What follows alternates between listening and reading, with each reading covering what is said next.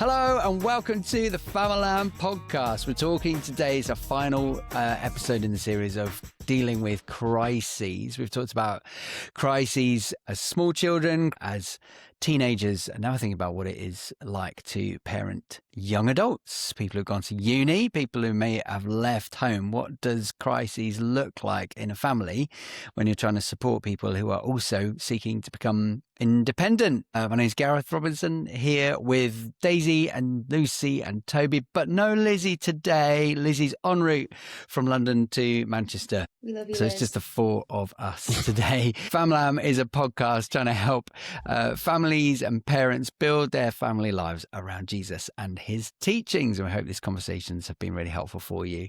I think as we've been learning, guys, parenting, you start by making kind of all the decisions, and when things go wrong with a toddler, you can kind of scoop them up on your lap and cuddle them. As teenagers, maybe that's less welcome. But then as you headed off into your own lives, it creates a whole new dynamic of what things look like to parent and do family well. So when you think about crisis as a young adult, what feels different from a crisis as a teenager or as a child?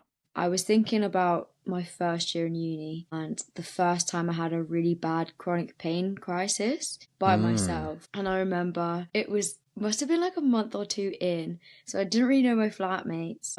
I was like flat on my bed. So we've talked about my chronic pain a little bit, but sometimes I get it in my chest, and honestly it feels like I need to call an ambulance. It can be really bad. It's just super sharp pain. And I remember when I was at home, I had mum and dad, and I'd just come to you guys, I'd just cry with you guys, and mum and you would be really good at calming down, be like, it's okay, like just get like breathing through it with you guys.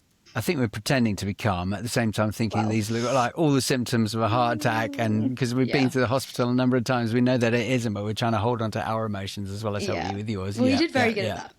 You did very good. But I remember when you guys were no longer physically there, and I was just like, I don't really know what to do. It was a really bad one, and I remember just like lying on my bed because I like physically couldn't move, and I remember just being like, the only thing I can do is just pray. And it left after about an hour or two, and I remember just like through that hour or two just like praying, and then I remember like ringing mum afterwards, and she's like, why didn't you ring us straight away? She was like, because it was late at night. I think it must have been like midnight, so I was already up. I mean, we were like first year students, so everyone's up at that time.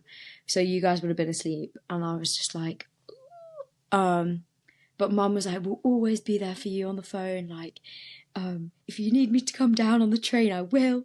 And so I think actually I had to get it in my mind that although you weren't physically there, actually we live in a generation and a time where you can be on the phone, or even you would come down. I mean, it would take 2 hours, 3 hours, but that whole thing of like, actually, I'm here if you need me. And just because I'm not physically with you doesn't mean that I can't still help you and walk through it with you and pray for you and do all these things. And I think that was a really nice realization of being like, okay, mum and dad aren't with me to physically walk me through it, but it's so beautiful that I can call them and they can pray me through it. And I've actually not had a chronic pain episode like that bad for a really long time. But I do remember first year me being, my gosh, like I don't know what to do in this scenario. Obviously I feel like that's quite an extreme scenario. Well, it's a crisis though, isn't it? That's the whole point. In crisis, you can't predict them, you don't know when they're going to happen. And I think, so I have settings on my phone, which mean that, you know, like I want to look after myself, mental health, My phone is my alarm clock, so it's next to my bed and all of that stuff. But I've got do not disturb on. So I've used all the settings, but the 4 people who can get through to me if there's a crisis is you guys, and mum. Yeah. And sometimes that's kind of irritating because my watch goes buzzing off at the night when you're all chatting to each other. And I'm like, for goodness sake, I'm trying to sleep. But more often than not, it's really important that you know. So we've done that to make sure that you know that you can call us whenever. Other people, maybe not. We had to learn stricter boundaries. But actually, when you guys left, we're like, well, you need to still be able to get through to us. And so having those key people, I don't know, did we communicate that before you left home, Lucy, or what? Or did you just not quite believe us? No, I think you did. It's not that I didn't believe you. I think when you first move out, you have it in your head that you're working life out. And I think I just really wanted to prove to myself I could get through it by myself. Right. But actually, so you're trying to be independent. Yeah. But actually in this scenario, I don't think that's not me being brave at all. That's me being afraid of getting help. And so I think actually having the realization of like, there's nothing wrong with having help was like the best realization I could have had. And yeah, I mean, prayer did get me through like that whole season and still gets me through my chronic pain. Yeah. And just, yeah, I'm thankful to Jesus because, I mean, thankfully I have chronic pain where it's not life-threatening. It just hurts. So yeah, I'm really grateful for that, but it doesn't mean it's not hard. So yeah.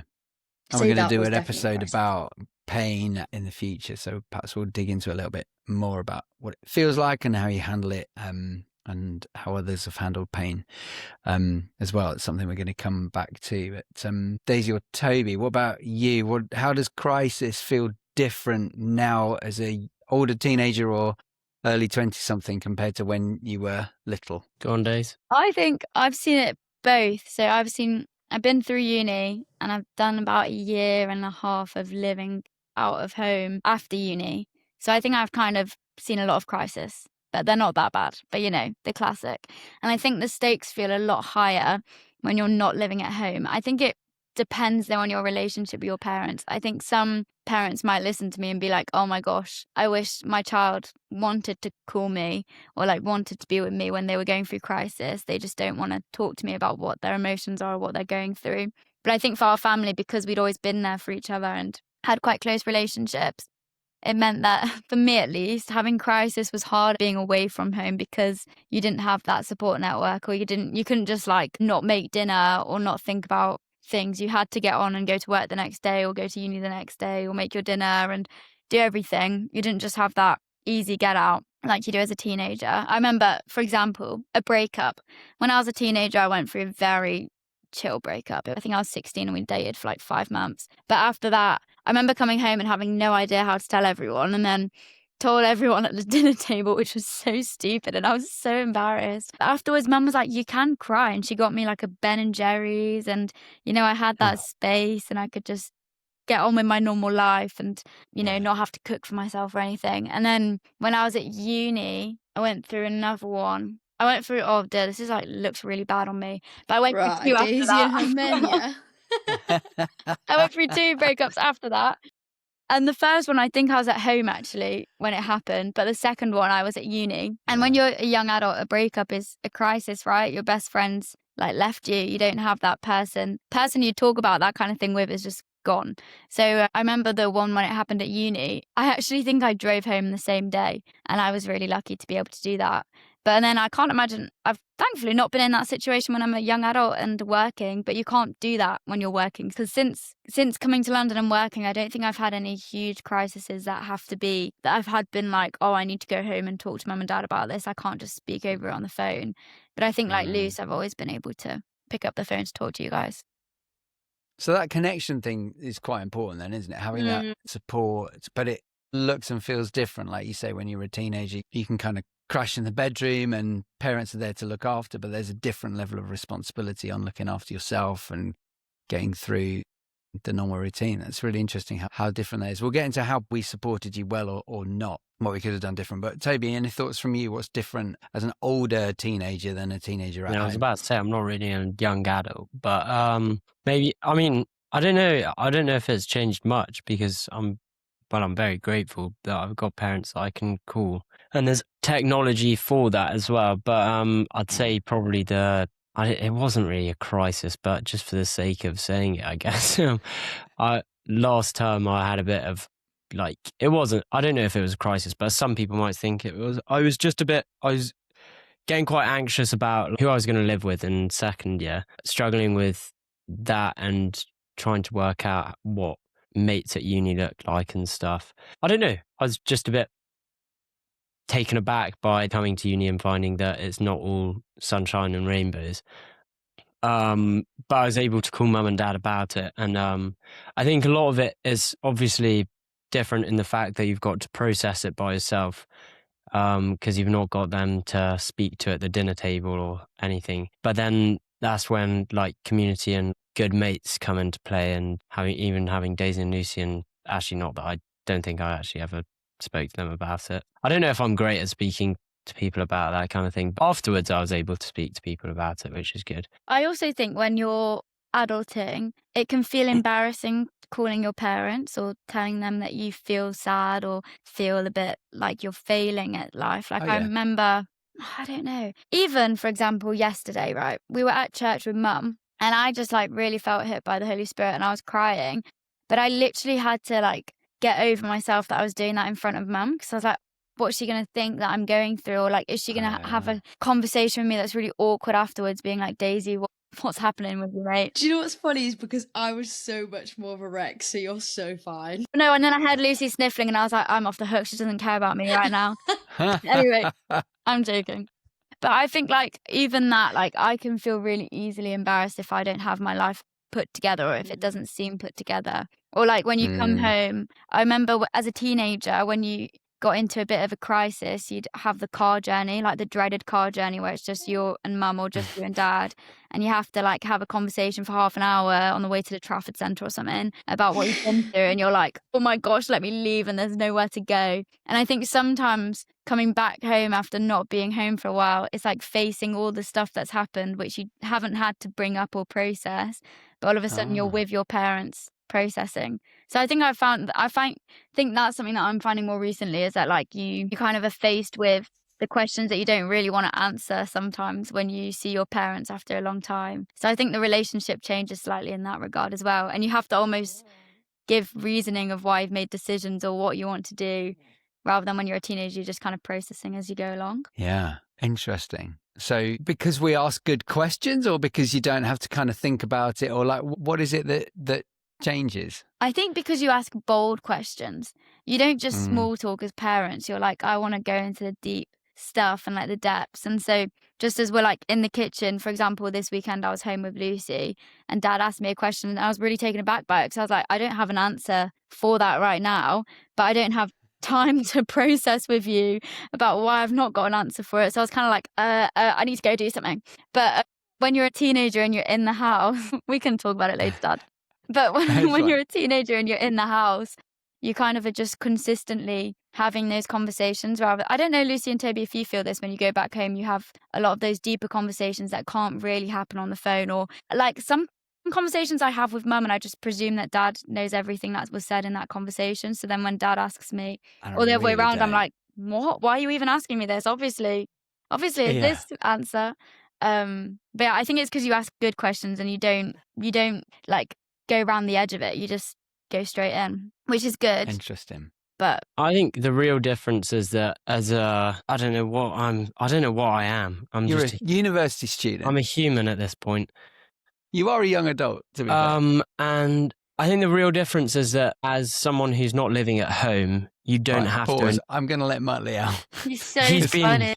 He's been making if you're watching, you've seen our dog prowling around. He's been walking around His dog is desperate to get out. So has he made Toby, a bark? Has he barked? Yeah, he just barked just now. Right, he's been very patient. And I'm going to let the dog out. Bet he stays in now. It's when he has the donut. Sorry. Yeah, the donut was very cute. I didn't carry on. Sorry, Dad. No, you didn't. Go on.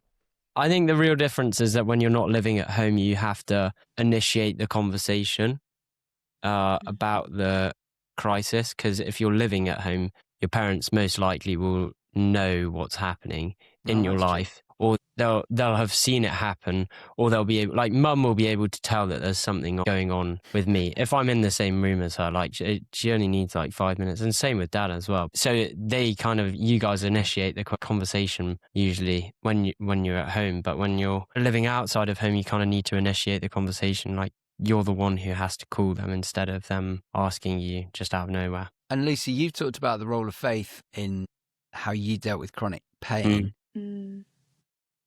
What's that like? We haven't really talked about how faith works when you've left the family home, like you all had your own faith. Let's just think about it in terms of handling crises for now. Lucy, you've already talked about how prayer was really significant. Is prayer and maybe, I don't know, the community of other Christians important in different ways when you've moved out. How does faith impact crises when you've left home? What's been your experience? I think faithful community is really important. And I was actually going to say that beforehand, of how some of my friends, I'm so much more closer to the friends that I had when I left home than to when I was at home, because you journey life together. Like you really do. And a lot of my closest friends are the people that I've lived with. So understandably, Toby thinking, oh my gosh, who am I going to live with? Is because the people you're surrounded by are the people who shape and form your opinions and help you go through these things. They see you on the tiny crisis, like, oh my gosh, I have no bread. That's not really a crisis. But like, I have nothing to eat. If you're hungry. Like, it's like, oh, I have nothing to eat. Can you lend me something? To, oh my gosh, I've gone through a breakup. I need your support immediately. And I'm so grateful because the people that I've lived with have been insanely brilliant, and mostly believers, but also some people who aren't Christians who I've lived with who have been so kind to me in times of crisis. But I think going to a church and having a faith community when you leave home is almost more important than when you're at home with a Christian family, because the people you're going to church with become your family. Yeah, and they're amazing. They're the people that I would go to if I have prayer points or something to talk about or various things. And that's an interesting transition as a parent, knowing that there might well be things that you're going through that we don't know about. Toby says you can kind of pick up on it when you're living in the same space. You can tell you're in a bit of a funk, hey, what's going on? And if time's right, then you want to share that. But it's a very different experience, knowing that you might well be going through stuff that you might not want to talk to us about. But Toby, what about you? How has faith helped you in the midst of any crisis that I know you've only been away from home for like 6 months, but in that time, have there been any moments where you're like, my faith has really had to step up here? Yeah. So like a couple of weekends ago, I had a bit of a crap weekend, but Lucy summed it up, and that like I wasn't thinking about this during the weekend, but I was talking to Lucy on the tube about this, and she messaged. So I was like, oh, I had a pretty bad weekend. Don't know if I can be bothered to come watch Night Manager or something. And then Lucy was like, oh, and I was like, oh, but somehow I was able to kind of laugh about it, and it felt actually kind of easy to get through.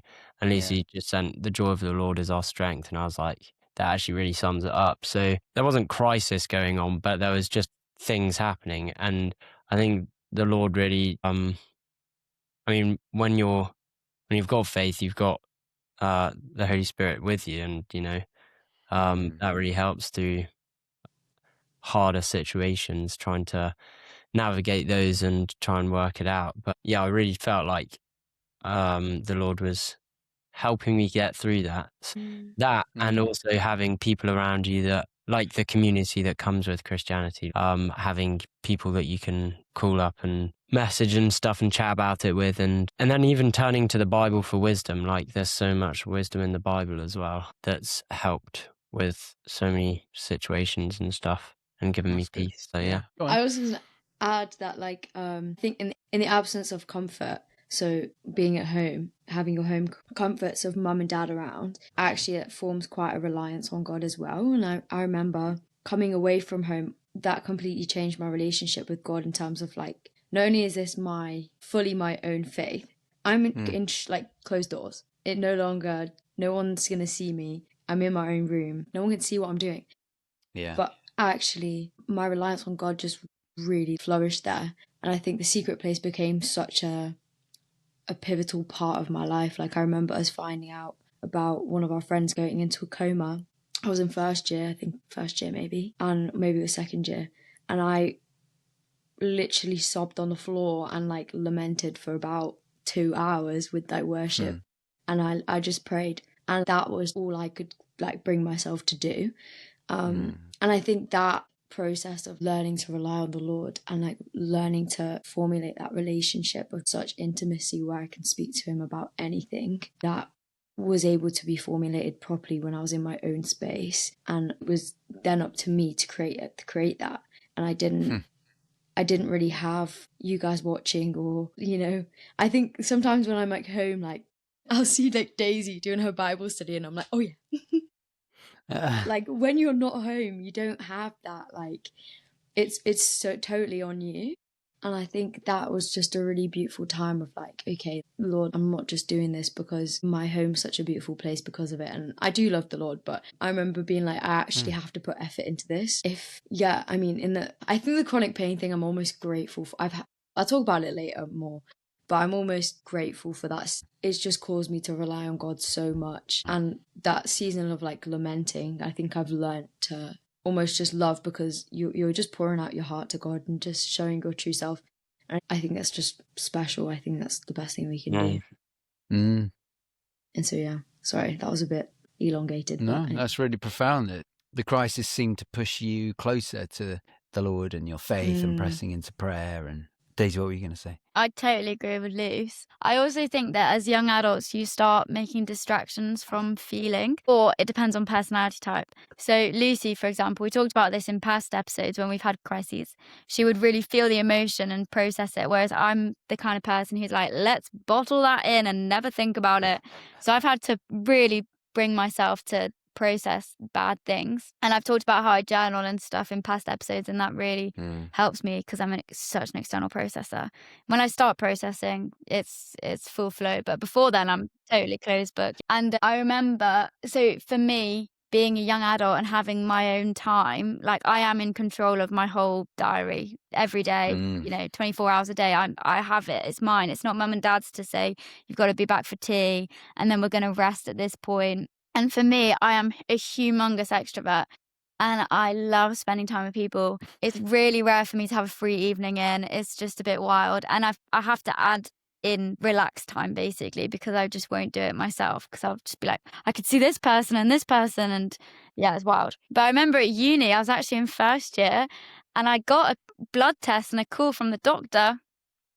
And it's nothing like Lucy's chronic pain. Like I wasn't in pain, but I got glandular fever, and I got mono, which, if you don't know, it's nicknamed the kissing disease. I didn't kiss anyone. I think I must have like had someone's cutlery or something. I was quite relaxed. Sure, Days, sure. Yeah, no kissing in the club for me. But I remember it, and I remember I was a massive socialite in my first like few months of uni. I was known as the girl who was always at the club. I literally loved it. Live, laugh, loved. I was always sober, and I think everyone was a bit perplexed.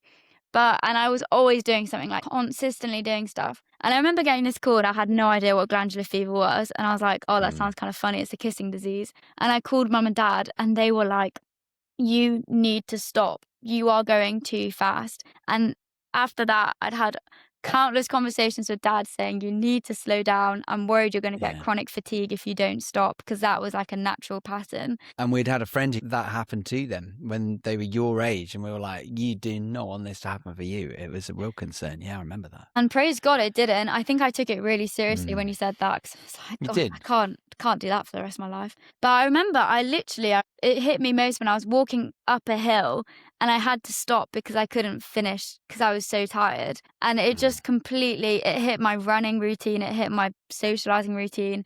And I just remember doing a lot of worship in my bedroom and just sat on my bed worshiping. And I wasn't in pain, but I was just exhausted. And I think turning to God, like Lucy said, was a really beautiful thing. But I think for parents, when you see your children distracting themselves too much, I think sometimes my diary gets too busy. It means, what am I actually running away from, or stopping myself from feeling or thinking or having to process? Yeah, and the boundaries are so different to, like, if you were 8 years old and doing too much, we'd be like, well, no, we're just not taking you there. Or, no, you can't do that. Or, well, this is your bedtime. Or, you got to get your homework. Do you know what I mean? The boundaries are much, much tighter. Now the boundaries it's all about you trying to set the boundaries. And the best thing, the only thing really that we can do is offer advice and hope and pray that you are really thoughtful about the boundaries that you put in place. So that leads to an interesting question about how, if there are things that we've done well, if there are things that we could have done better as parents. I think every parent is trying to work out, like, everyone's trying to be well-intentioned, but when is it overstepping and when is it not? Like, what's been helpful, the way that me and mum have tried to help you in crises, and what wasn't quite so helpful? He says, bracing himself for an answer. I think what you did quite well, going back to my health, 5-6 months ago now, was when I found out I had nodes. And I didn't quite realise the extent of what that meant. But I kind of took it very unseriously at first because I didn't really think it was that deep.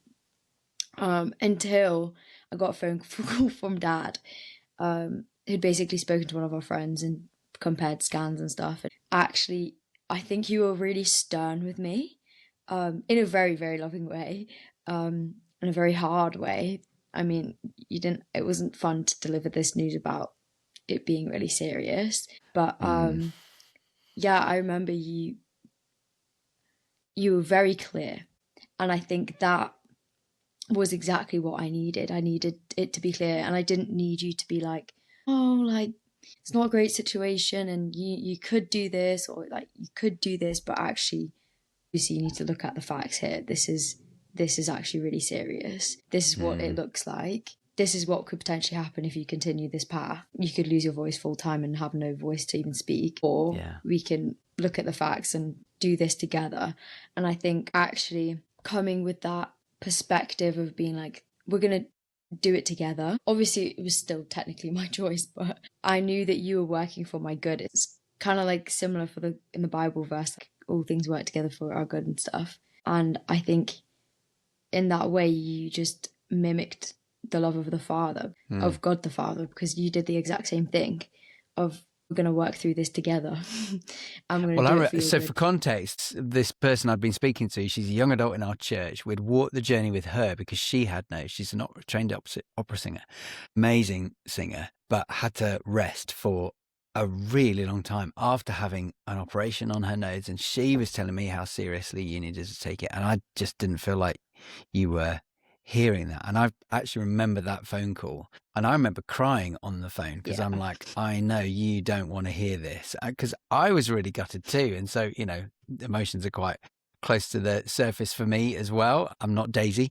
I feel things and express that. And it was a heartbreaking thing to say, because I was basically saying, you have to stop singing. You have to stop talking. I mean, our friend had to basically try to not talk at all for three days and get to the doctor and take it really seriously and start doing all the things you can do so that you can try and rehabilitate before you have to worry about going for operation. And it was really hard news to deliver. But in that moment, I felt like, I don't think you're taking this seriously enough. And perhaps, because it's a bit of a joke from Pitch Perfect. For me, as someone who's had something of a singing career or worship leading career, I know how significant it was. So I really cared for you in that moment. I was really concerned. So it sounds like from what you're saying, actually bringing some strong challenge, like I knew I couldn't make you do anything, but I was desperately trying hard for you to understand the impact that it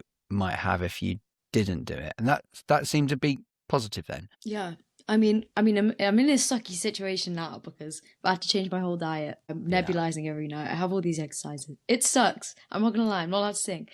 But I know that actually I'm doing all this so that I can go sing, and I can sing at my friend's wedding in April. And they're improving, right? They are. Yeah. I don't need surgery, which we thought I would need. Right. Yeah, so there is positives when you follow the advice of your parents. It's my tip for all the kids listening. Well, the advice of the doctors, because mainly the advice was go and see the doctor, because I didn't really know what you should do. But Toby, Daisy, there are things that we've done that haven't necessarily been helpful. It's really good that was helpful in that moment. Be kind. I'll be kind. Don't worry. It's not really that big, but I don't know. But I think when I wasn't going through a crisis, like I said, but when I was struggling bit in first term, I think Mum could probably tell that there was something going on, and I wasn't quite I don't think I was saying too much, but I can also tell when Mum's trying to get something out of me. Like if she's asked, so she'll ask like, Toby, how are your friends? How are your friends at uni? And Toby, so are you going to different, Mum, I love you, because obviously you're not on she's not here to defend herself. You're not here to defend yourself, so I won't make any silly comments or anything. But I think some part of me, because that was first term, I think Mum obviously was being so protective over me, and it was my first couple months living away from home. So it's very different. It's a completely different way of living. But I think in hindsight, Mum may have asked me so many questions that it made me overthink things sometimes. So in a way where she was trying to be really like loving and really kind to me by asking me these questions, like, Toby, how are your friends? How are you? Because I could tell that she was asking these things. She may not have been, and she's not here to say that she wasn't, but it felt like she was asking those things because she knew that I was struggling and I wasn't talking about that. But in a way, I think it actually made me overthink it a bit. And because so you were already feeling the pressure, and yeah, the questions added to the pressure. Is that what you're and saying? I think because Mum was trying to get around the fact that I'd left home, and I was trying to get around the fact that I'd left home, and how Mum could help me in that season, we were both trying to work that out. But then I think it ended up actually feeling like you're saying there's a bit more pressure added on. I think I was grateful for the questions and to be able to talk to Mum and Dad about it. But I think in the way that I process things, sometimes I'm not great at processing things. I think that's why Mum asks me so many questions. But I think in the time that it was definitely because I'd just moved out, but I think it was probably a bit too much in a way. But then it's such a hard balance to get. So as a parent, you're like, how much do I ask then? Yeah, exactly. But I think, yeah, because I think it's harder as well because I was learning to initiate the conversations because I even struggled with that at home. And that's Mum used questions to get things out of me. Yeah. I think when I'm not living at home, it's trying to work out how that works. Yeah. Yeah. Interesting. Daisy, any thoughts from you? Things that we've done okay, things that we could have done better? I think your early 20s / late teens, when you've left home, I don't know about Lucy and Toby, but you are figuring out who you are. And I am a huge overthinker. Like, I really overthink everything. Lucy's nodding her head. She knows. Lucy is also an overthinker. But I sometimes need affirmation of like what is going right, or like decisions I've made, or just like, this is what I think, this is a good idea. Maybe this is not such a good idea. Mum and Dad are very, very good at helping you come to your own conclusion. But I think the tension between coming to your own conclusion and just wanting to be told what they think is the best idea for you is a really hard tension to keep. Because, like, for example, I'll be making a decision about, I can't think of an example actually. What just to like cook? I was thinking exactly the same. What to cook? Tonight I'm having couscous and roast veg, guys. So Ooh, actually got a good one coming up. Thank you. It's already pre-prepared as well. I know. I'm Nigella Lawsering it up. I know. It's amazing.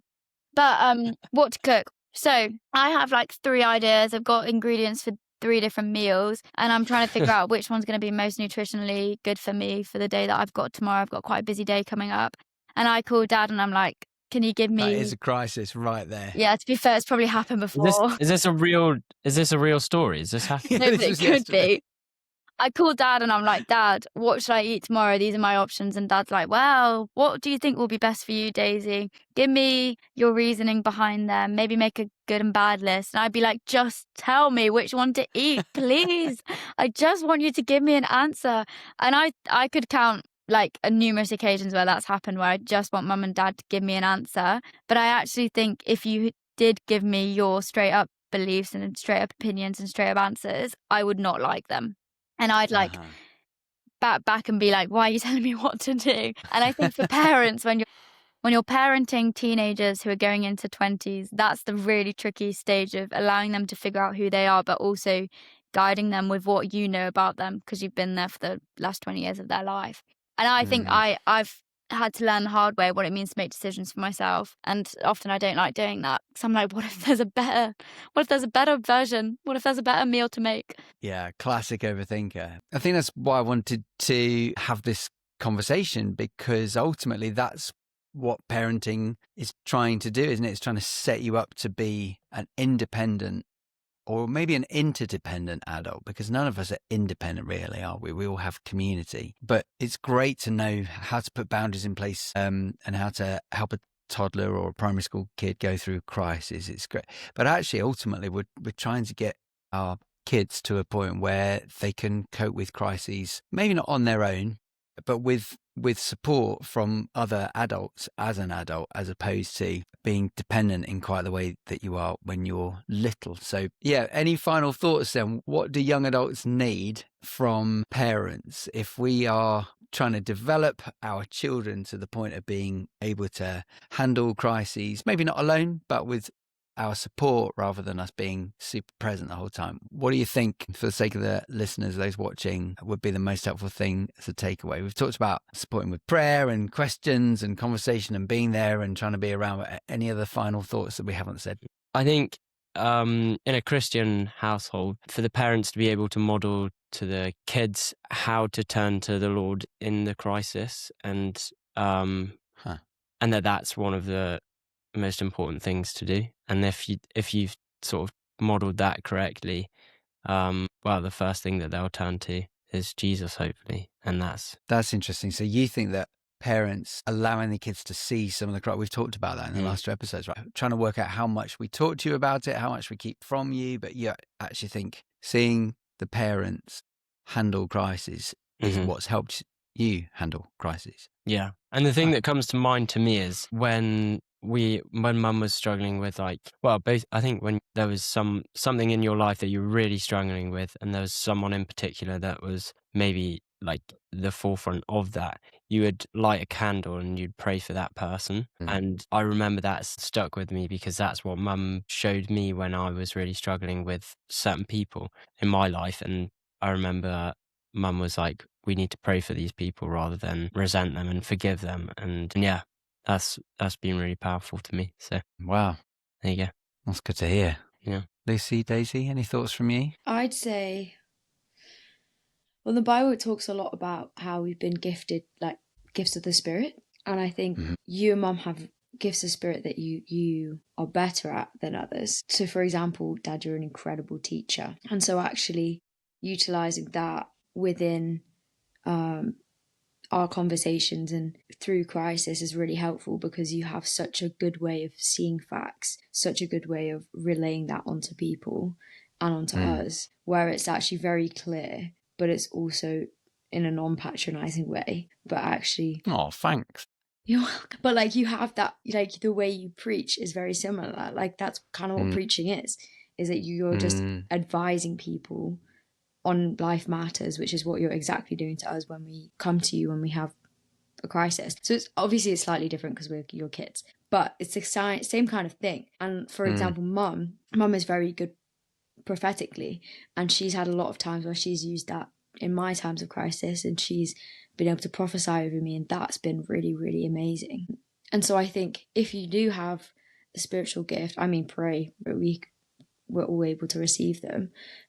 But yeah, definitely utilize what you have, the gifts that you have. And I think that's been really helpful within times of crisis, because I've not only been able to receive from that, but also see how you guys, one, God's using you, but two, how you can really utilize the gifts that you've been given. So it's a lot of pluses. That's cool. Thanks, Lucy. Any final thoughts from you, Days? Eldest child? Well, I would say be a non-anxious listening presence. Don't put your anxieties onto your kids about the situation they're in. Be a listening ear. I was going to say listening hand, listening ear. But also a helping hand? A helping hand. But also be a challenger. I think, like Mum said to me the other day, she gave me a challenge and she said, I can do this because I'm your mum. And I think as you get older, your friends are actually not likely to challenge you that much because they don't want to upset you or offend you, but your parents can. That's a really tricky thing to navigate if you don't have a good relationship with your children. Yeah. But I think because we're quite close, we can do that. But I think mainly listening is really important. Yeah, I think the non-anxious thing's really important, but it's so hard to do. And listening and allowing your child to go through crisis is incredibly hard. Because you don't want them to. You're like, I want you to be okay. I want you to be fine. And we still have lots to learn as you grow and develop into even more mature adults. But well, we hope that conversation's been helpful for you. This is our goal as parents, as families, to try and support one another, cheer one another on, particularly through the difficult things in life. And we'd love to hear from you. You can email us hello@famalampod.com or via Instagram @famalampod. And we will be back next week with another episode. And for now, God bless you. Bye. Bye. Au revoir.